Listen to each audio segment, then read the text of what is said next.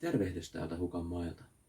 Joulu on mitä erinomaisinta aikaa muun muassa laittaa hyvää ruokaa ja tietysti syödä sitä. Tehdä vähän käsitöitä ja ottaa ihan rauhallisesti. Mutta joulu on myös hyvä aika vähän oppia uusia asioita, kuten keppitaistelua.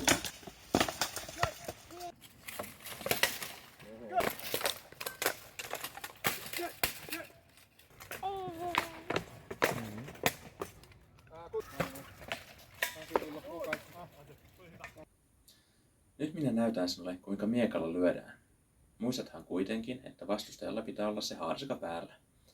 Mutta tähän voit ottaa minkä tahansa esineen käteesi, jotta voit tehdä harjoituksen kanssani. Eli aloitetaan ottamalla ihan rento asento. Ei olla ihan tikkusuorana, eikä olla liian alhaalla, vaan polvet mukavasti rentona.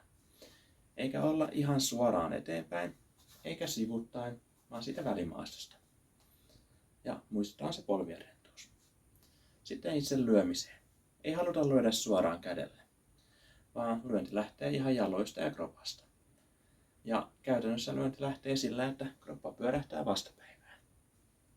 Ja käsi sitten seuraa perästä kroppaa. Eli yhtenäisen liikkeen se menee näin. Muistathan myös palauttaa miekan alkuperäisen asentoon. Ja nyt kun osaat tämän perustekniikan, voit tulla treenaamaan kanssamme. Tämä on hauskaa ja rentouttavaa puuhaa.